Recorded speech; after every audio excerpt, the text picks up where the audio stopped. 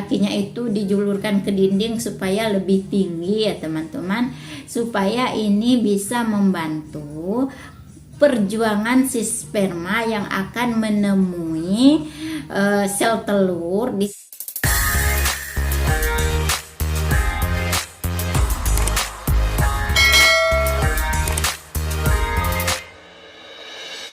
Bismillahirrahmanirrahim. Assalamualaikum warahmatullahi wabarakatuh.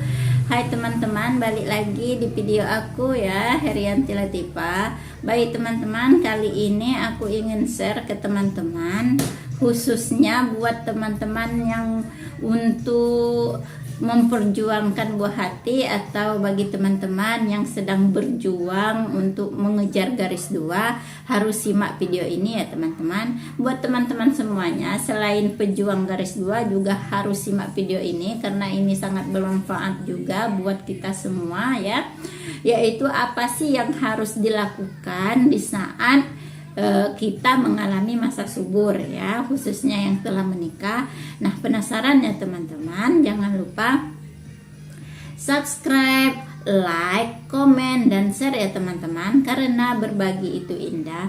Serta jangan lupa tekan tombol loncengnya supaya teman-teman tidak ketinggalan informasi-informasi dari aku yang sangat berguna lainnya. Buat teman-teman, khususnya teman-teman yang masih berjuang dalam mengejar positif garis 2 ya teman-teman, harus tahu ya teman-teman apa yang harus dilakukan di saat teman-teman atau istrinya sedang mengalami masa ovulasi atau masa subur. Nah, buat teman-teman mungkin masih bingung cara mengetahui bagaimana atau kapan masa ovulasi itu terjadi, maka tonton video aku yang ini ya, tonton video aku yang ini. Di sini aku membahas bagaimana cara teman-teman mengetahui siklus haid dan hari masa subur di dalam siklus haid tersebut. Nah, setelah teman-teman menonton video ini, teman-teman tahu kan kapan saatnya teman-teman itu mengalami masa subur. Serta teman-teman juga harus menonton video ini supaya teman-teman tahu bagaimana ciri-ciri teman-teman sedang mengalami masa subur ya teman-teman pada video ini. Nah ya teman-teman, selanjutnya apa sih yang harus dilakukan di saat kita masa subur? Nah, buat teman-teman yang menginginkan kehamilan atau menginginkan atau pejuang garis 2, harus melakukan ya teman-teman. Yang pertama itu menjelang masa subur, teman-teman khususnya pria harus mempersiapkan stamina dengan cara makan makanan yang bergizi seimbang yang bisa memperkuat stamina si sperma yang akan dihasilkan nanti ya teman-teman.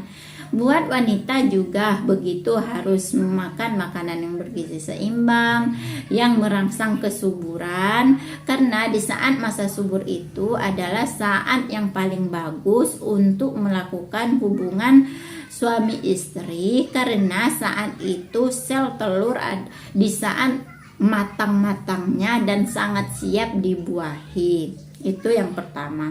Yang kedua, kalau bisa sebelum masa subur, 3 hari atau 4 hari sebelum masa subur, jangan dulu melakukan hubungan suami istri.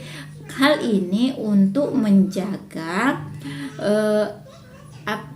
kualitas sperma yang dihasilkan oleh sang pria ya teman-teman. Karena kalau teman-teman sebelum masa subur berhubungan suami istri, takutnya sperma yang dikeluarkan di saat melakukan hubungan suami istri di saat masa subur nanti kualitasnya sudah berkurang. Itu yang kedua.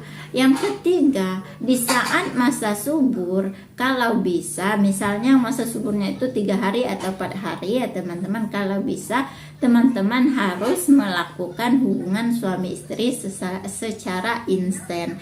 Karena ya teman-teman, di saat inilah sel telur telur pada wanita itu sedang matangnya, sedang bagus-bagusnya untuk dibuahi ya teman-teman. Siapa tahu nanti berhasil di saat masa subur ini. Karena tidak sedikit teman-teman di luar sana tidak tahu kapan sih waktu yang tepat untuk melakukan hubungan suami istri supaya kemungkinan terjadinya kehamilan itu lebih tinggi. Nah, inilah saatnya ya teman-teman.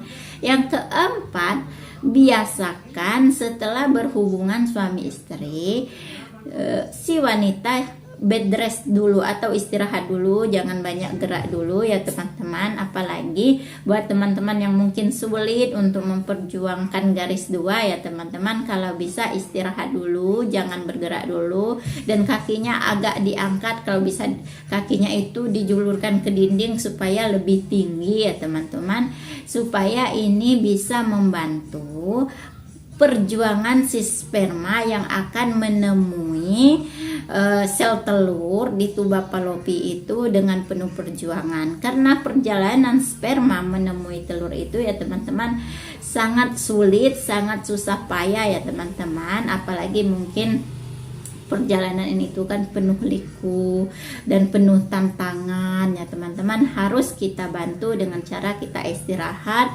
dalam waktu 15 sampai 20 menit. Kalau bisa, kalau tahan 25 menit itu lebih bagus. Jangan sampai si sperma tadi sulit menemui telur yang matang tadi yang telah keluarkan dari indung telur menuju tuba Fallopi, karena sperma akan bertemu dengan telur matang itu di saluran tuba Fallopi ya teman-teman. Nah, berguna sekali ya teman-teman, semoga bermanfaat, dan itulah informasi yang mungkin sangat membantu buat teman-teman yang mungkin sekarang lagi bingung, lagi berusaha selain berkonsultasi dengan dokter. Mungkin trik ini juga bisa dilakukan oleh teman-teman. Semoga bermanfaat. Wassalamualaikum warahmatullahi wabarakatuh.